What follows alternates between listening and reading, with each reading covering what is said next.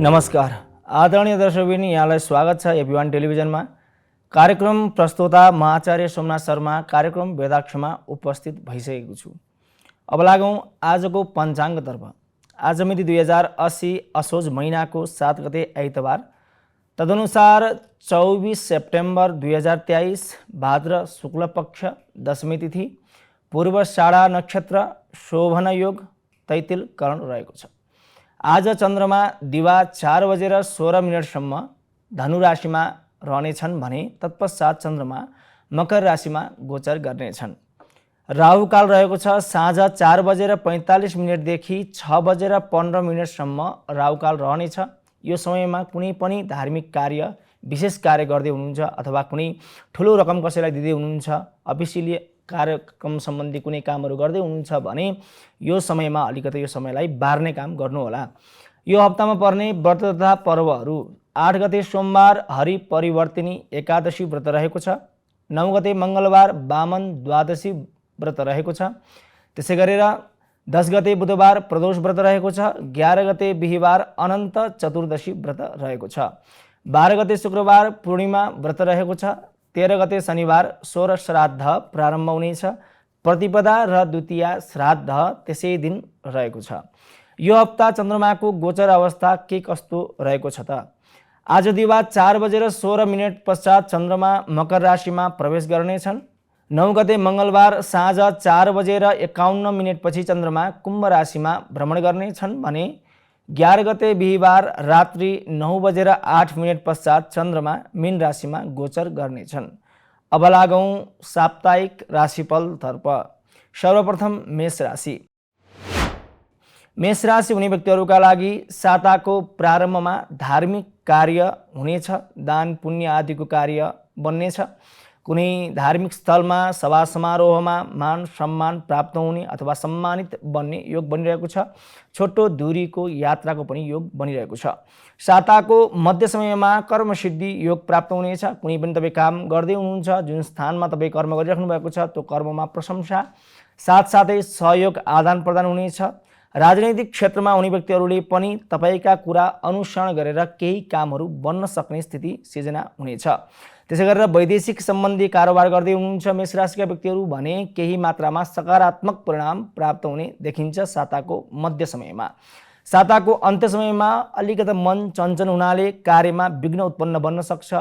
नकारात्मक सोचाइ बन्न सक्छ। अरूका टीका टिप्पणीले मन दुख्न सक्छ।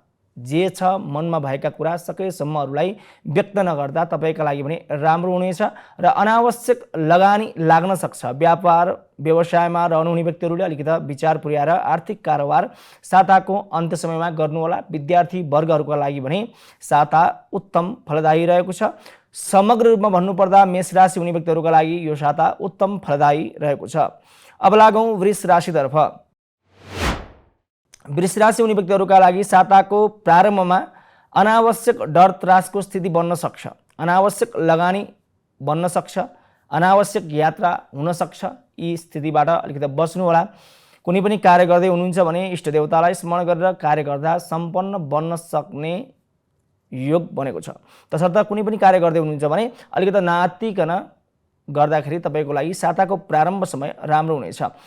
मन चञ्चल रहनाले कार्य विघ्न बाधाहरू बढ्न सक्छ। साताको मध्य समयमा तपाईँको कुनै पनि कार्य नयाँ प्रारम्भ हुन सक्ने स्थिति सिर्जना भएको छ अथवा नयाँ नयाँ अवसरहरू प्राप्त हुनेछ। कला साहित्य क्षेत्रमा लाग्ने हुने व्यक्तिहरूका लागि मान सम्मान प्राप्त हुने योग बनेको छ। तपाईँको बोलीले गर्दाखेरि केही कामहरू बन्न सक्छन्, जुन काम बन्नाले तपाईँको मन प्रसन्न रहन सक्छ र छोटो दूरीको यात्राले प्रेम सम्बन्धमा मिठासता प्राप्त हुनेछ। दाम्पत्य जीवनमा नयाँ विचारधारा बन्नेछ, नयाँ सोचहरू बन्नेछ, नयाँ प्लानिङहरू बन्नेछ भने साताको अन्त्य समयमा आर्थिक कारोबारका कार्यहरू सम्पादन बन्नेछन्। आकस्मिक धनलाभको योग बनिरहेको छ। समग्र रूपमा वृष राशि हुने व्यक्तिहरूका लागि यो साता उत्तम फलदायी रहेको छ। अब लागौँ मिथुन राशितर्फ। मिथुन राशि हुने व्यक्तिहरूका लागि साताको प्रारम्भमा प्रेम सम्बन्धमा श्रृङ्गारिक भावना बढ्नेछ। तपाईँको मनका कुरा व्यक्त गर्दाखेरि तपाईँको कुरा लागू हुन सक्ने स्थिति सिर्जना बन्नेछ। केही आध्यात्मिक चिन्तन बढ्नुका साथसाथै तपाईँको मनमा सकारात्मक चिन्तन बढ्नेछ। वैदेशिक कारोबार सम्बन्धी काम सम्बन्धी कार्यहरू सम्पादन बन्नेछन्। पारिवारिक जमघट हुनुका साथै पूजा आदि कार्यमा समावेश हुने अवसर प्राप्त हुनेछ साताको प्रारम्भ समयमा। त्यसै गरेर साताको मध्य समयमा अनावश्यक लगानी लाग्न सक्छ। पढाइमा मन नजान सक्छ, मन चिन्तित बन्न सक्छ। केही हिजो अस्तिका कुराहरूले गर्दाखेरि मन विचलित बन्न सक्ने स्थिति सिर्जना बनेको छ। अनावश्यक लगानी, अनावश्यक यात्रा बन्न सक्छ। केही कुराहरू बेच्दै हुनुहुन्छ भने पनि घाटा खाएर बेच्नुपर्ने स्थिति सिर्जना बन्नेछ। त्यसै गरेर साताको अन्त्य समयमा कार्य सम्पादन बन्नेछ र तपाईँले जुन कर्म गर्दै हुनुहुन्छ त्यो कर्मबाट तपाईले नाम कमाउन सक्ने र तपाईको जुन शत्रु पक्षहरू छन् शत्रु पक्ष पनि तपाईसँग सकारात्मकताका साथ अगाडि बढ्नेछन्, सहयोग गर्नेछन् अथवा अरूको मन जितेर सजिलै काम लिन सकिने स्थिति सिर्जना बन्नेछ साताको अन्त्य समयमा। विद्यार्थी वर्गहरूका लागि पढाइको क्षेत्रमा मध्यम रहेको छ, अलिकति परिश्रम गर्नुपर्ने देखिन्छ। वैदेशिक कारोबार, वैदेशिक कार्य सम्बन्धी साताको मध्य समयमा केही मात्रामा बन्न सक्ने स्थिति सिर्जना भएको छ भने साताको अन्त्य समयमा पनि कुल कुटुम्बबाट सपोर्ट प्राप्त हुनाले वैदेशिक कार्य सम्बन्धी कामहरू बन्नेछन्। समग्र रूपमा मिथुन राशि हुने व्यक्तिहरूका लागि यो साता उत्तम फलदायी रहेको छ। अब लागौं कर्कट राशितर्फ। कर्कट राशि हुने व्यक्तिहरूका लागि साताको प्रारम्भमा आर्थिक लगानीमा सोच विचार गरेर लगानी लगाउनु होला। बिल्कुल सावधानीपूर्वक कार्य सम्पादन गर्दा तपाईका लागि राम्रो प्रतिफल प्राप्त हुन सक्छ। कुल कुटुम्बबाट सहयोगको अपेक्षा प्राप्त हुनेछ, सहयोगी भावना बढ्नेछ, समाजमा सक्रियता देखाउन पाइनेछ अथवा सामाजिक कार्यमा समावेश हुने अवसर प्राप्त हुनेछ।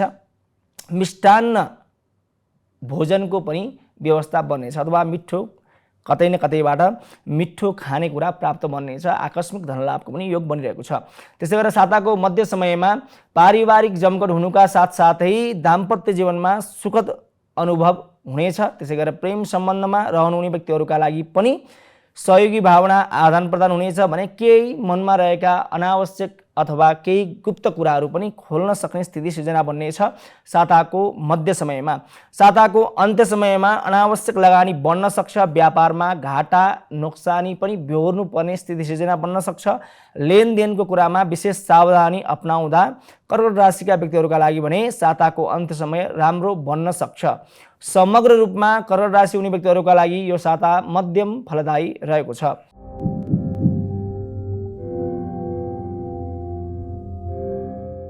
अब लागौं सिंह राशितर्फ। सिंह राशि हुने व्यक्तिहरूका लागि साताको प्रारम्भमा केही कुराले मन विचलित बन्न सक्छ अथवा तपाईको सोचमा तपाईको विचारमा केही दुखीपन प्राप्त बन्न सक्छ। साताको प्रारम्भ समयमा लेनदेनको कुरामा र बोली र व्यवहारमा विशेष सावधानी अपनाउनु होला। साताको प्रारम्भ समयमा पढाइ अथवा बौद्धिक क्षेत्रमा अलिकति सङ्घर्ष बढी गर्नुपर्ने देखिन्छ। मन चञ्चल बन्नाले कार्य विघ्न बाधा बढ्न सक्छ कार्यमा। तसर्थ कुनै पनि कार्य गर्दै हुनुहुन्छ भने अलिकति सोच विचार गरेर नयाँ कार्यहरू गर्दै हुनुहुन्छ भने सोच विचार गरेर नयाँ कार्यहरू थाल्नु होला। पुरानै कार्यमा जुन काममा गरिराख्नु भएको छ भने शत्रु पक्षबाट विशेष सावधानी अपनाउनु होला। साताको प्रारम्भ समयमा साताको मध्य समयमा पारिवारिक जमघट हुनुका साथसाथै कुल कुटुम्बको सहयोग प्राप्त हुनेछ। भूमि सम्बन्धी कारोबारहरू बन्नेछन्। वाहन किनबेचको योग पनि बनिरहेको छ। प्रेम सम्बन्धमा सहयोगी भावना बढ्नेछ र जुन हिजो अस्ति समस्या थियो त्यो समस्यामा केही न्यूनता प्राप्त बन्न सक्छ अथवा घनिष्ठता प्राप्त हुन सक्छ प्रेम सम्बन्धमा। त्यसै गरेर साताको अन्त्य समयमा अनावश्यक डर त्रासको स्थिति पनि बन्न सक्छ। अरूलाई सम्झाउँदा अथवा अरूलाई बचाउँदाखेरि आफू पनि मुछिन सक्ने स्थिति सिर्जना बन्न सक्छ। अलिकति साताको अन्त्य समयमा सिंह राशिका व्यक्तिले ध्यान दिनुहोला।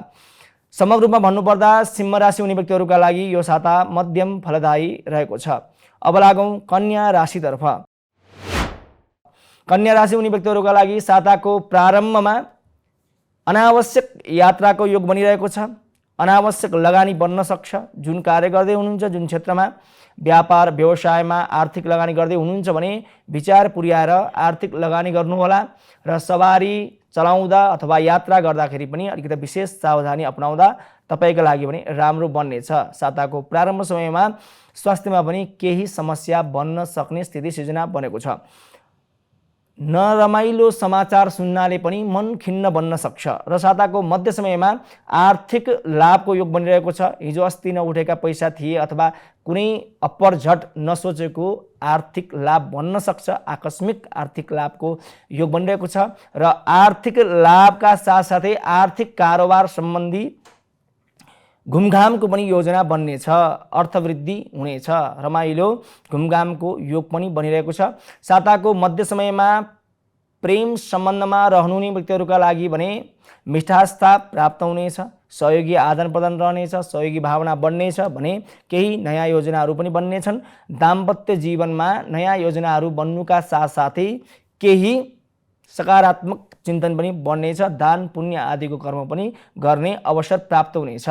सामाजिक कार्यमा समावेश हुने अवसर पनि प्राप्त हुनेछ। त्यसै गरेर मठ मन्दिर अथवा गुम्बा जुन धर्मसँग सम्बन्धित हुनुहुन्छ त्यो धर्मसँग सम्बन्धित स्थानमा भ्रमण गर्ने योग बनिरहेको छ कन्या राशि हुने व्यक्तिहरूका लागि।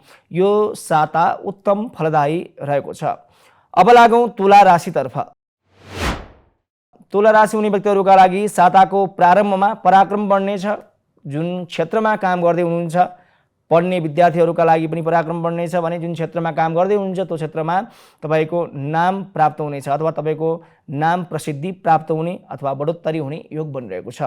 पद उन्नति हुने पनि योग बनिरहेको छ।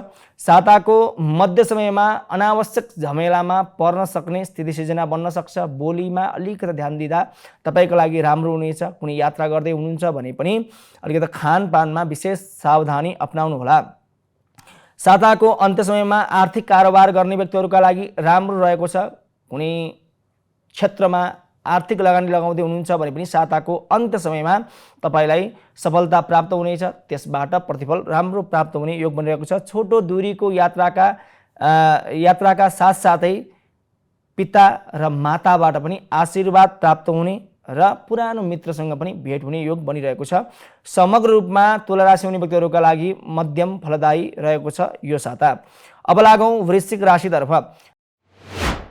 वृश्चिक राशि हुने व्यक्तिहरूका लागि साताको प्रारम्भमा स्वास्थ्य सम्बन्धी केही समस्या बन्न सक्छ। कुल कुटुम्बबाट पनि धोका हुन सक्छ। आफन्तबाट नजिकको व्यक्तिबाट गोप्य कुरा पनि लिक हुन सक्छ। अलिकता सावधानीपूर्वक कार्य गर्नु होला अथवा लगानी लगाउँदै हुनुहुन्छ भने पनि लगानी लगाउनु होला। आर्थिक कारोबारमा पनि अलिकता विशेष मान्छेलाई चिन्ने काम गर्नुभयो भने तपाईको लागि साताको प्रारम्भ समय राम्रो रहेको छ। त्यसै गरेर साताको मध्य समयमा पराक्रम बढ्नेछ। कार्य सम्पादनहरू बन्नेछ। हिजो अस्ति रोकिएका कामहरू छन् भने पनि ती कार्यहरू बिस्तारै अगाडि बढ्दै जानेछन् र नयाँ साथी बन्न सक्ने स्थिति अथवा नयाँ मित्रहरूबाट सपोर्ट प्राप्त हुने स्थिति सिर्जना बनेको छ। साताको मध्य समयमा कुनै सवारी साधन किनबेचको सोचमा हुनुहुन्छ भने साताको मध्य समयमा तपाईको सवारी साधन किनबेच हुन सक्ने स्थिति सिर्जना बनेको छ। साताको अन्त्य समयमा नराम्रो सोच बन्न सक्छ। नकारात्मक सोच विचारले केही कार्यमा विघ्न बन्न सक्छ अथवा अरूको मनमा केही नकारात्मकता बन्न सक्छ। तसर्थ अलिकता सोच विचारलाई अलिकता सकारात्मक सोच विचारले अगाडि बढ्नुभयो भने तपाईको लागि साताको अन्त्य समयमा राम्रो हुनेछ। समरूपमा वृश्चिक राशि हुने व्यक्तिहरूका लागि यो साता मध्यम फलदायी रहेको छ। अब लागौँ धनु राशितर्फ। धनु राशि हुने व्यक्तिहरूका लागि साताको प्रारम्भमा भाग्यसँग सम्बन्धित केही विशेष कार्यहरू बन्नेछ। तपाईले हिजो अस्ति सोचिरहेका कार्यहरू कुनै रोकिरहेका छन्, कुनै पेन्डिङ छन् भने ती कार्यहरू सम्पादन बन्दै जानेछन्। छोटो दूरीको यात्राका साथसाथै प्रेम सम्बन्धमा पनि मिठासता प्राप्त हुनेछ। दाम्पत्य जीवनमा रहनुहुने व्यक्तिहरूका लागि सपोर्ट प्राप्त हुनेछ। केही नयाँ योजनाहरू बन्नेछन् भने केही भ्रमणको पनि योग बनिरहेको छ। साताको मध्य समयमा पराक्रम बढ्नुका साथसाथै कार्य योजनामा मान सम्मान प्राप्त हुने र प्रशंसा प्राप्त हुने योग बनिरहेको छ अथवा प्रशंसित हुने योग बनिरहेको छ। साताको अन्त्य समयमा अलिकता भयत्रासको वातावरण सिर्जना बन्नेछ भने खानपानमा विशेष ध्यान दिँदा तपाईको लागि राम्रो हुनेछ। कुनै क्षेत्रमा लगानी लगाउँदै हुनुहुन्छ भने विशेष गरेर अलिकता विचार पुर्याएर हजुरले लगानी गर्नुभयो भने तपाईको साताको अन्त्य समय पनि सुखद हुनेछ। समग्र रूपमा धनुराशि हुने व्यक्तिहरूका लागि यो साता उत्तम फलदायी रहेको छ।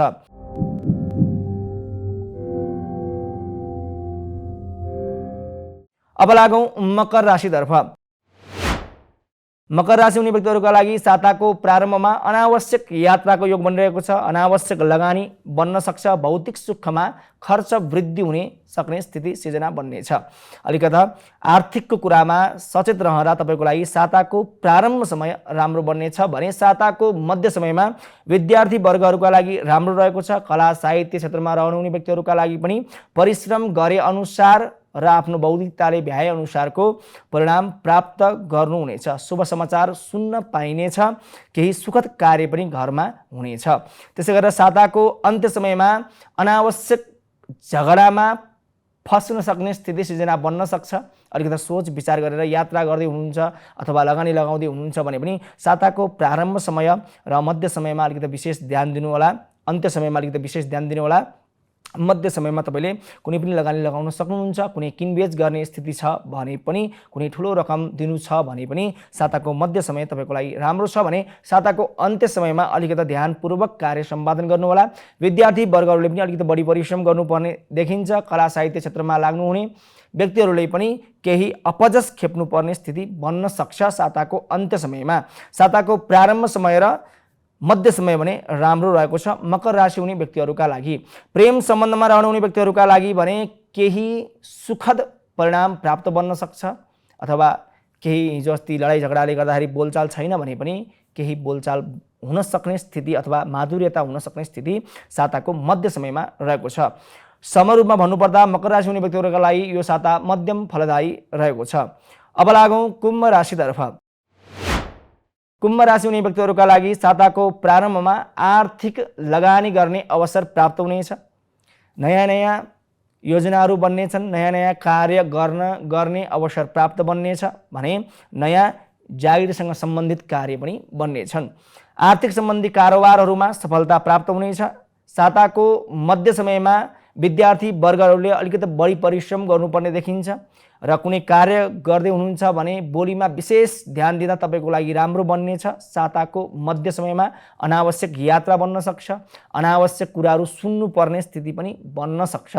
साताको अन्त्य समयमा धर्मसँग सम्बन्धित कार्यहरू सम्पादन बन्नेछन्। दान पुण्य आदिका कार्यमा समावेश हुने अवसर प्राप्त हुनेछ भने समाज सेवासँग सम्बन्धित कार्यमा अग्रसर हुने अवसर प्राप्त हुनेछ र प्रशंसा पनि प्राप्त हुनेछ।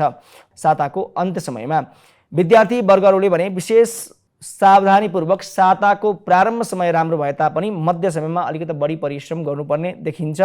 बौद्धिक र तार्किक सम्बन्धी क्षेत्रमा सफलता प्राप्त हुनेछ कुम्भ राशि हुने व्यक्तिहरूका लागि। समग्र रूपमा यो साता उत्तम फलदायी रहेको छ कुम्भ राशि हुने व्यक्तिहरूका लागि। अब लागौँ मीन राशितर्फ।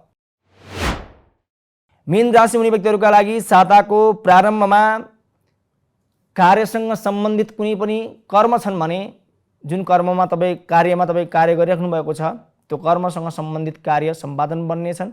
वैदेशिक कार्यहरूबाट सफल परिणाम प्राप्त बन्नेछ।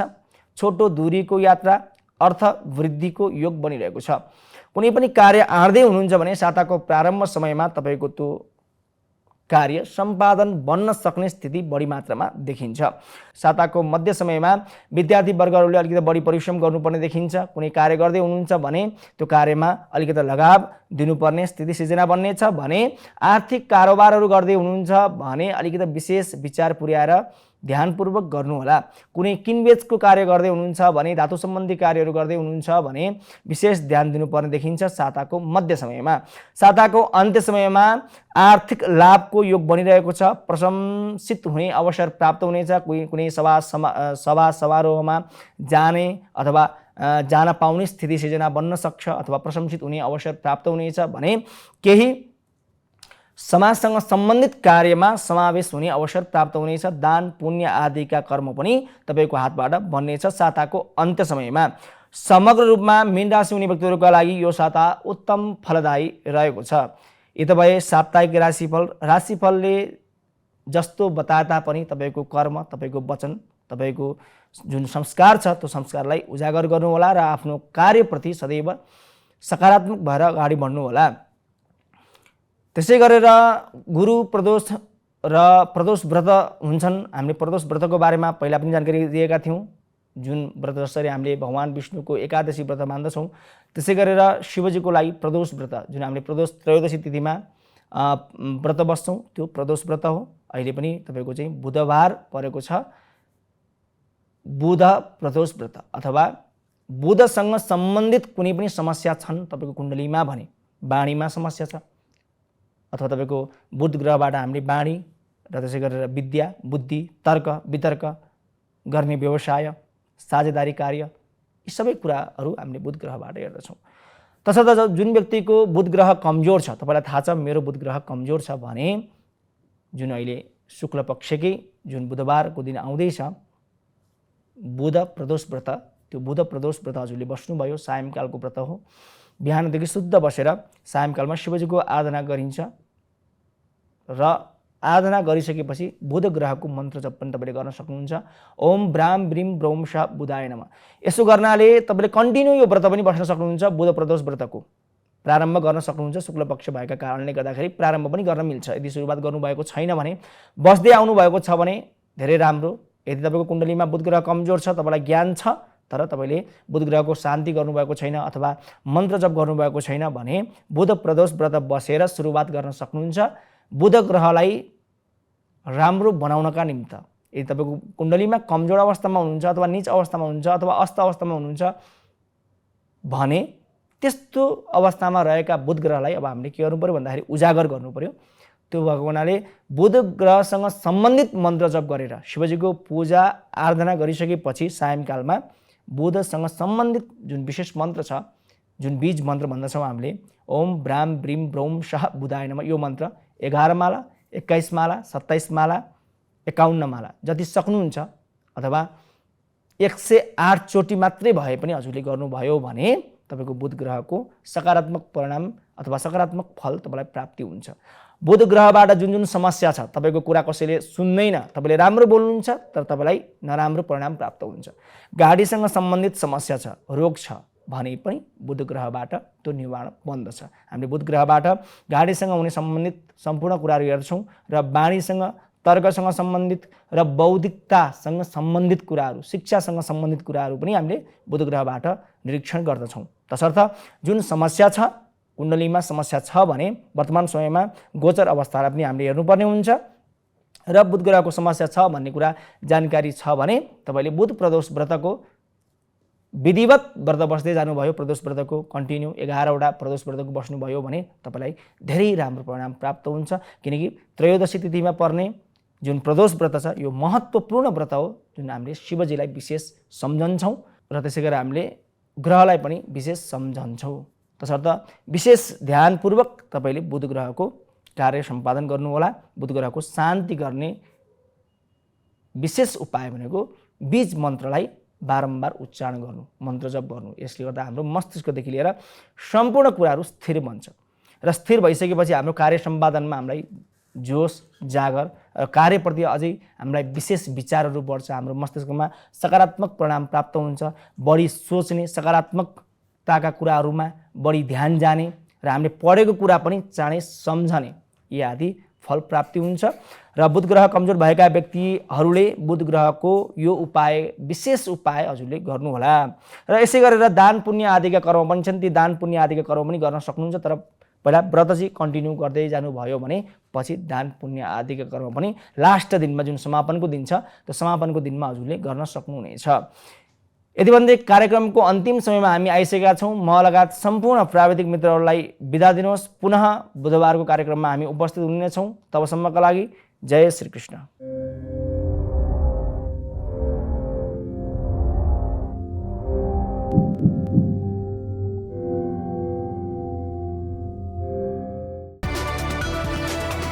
It's an AP1 presentation.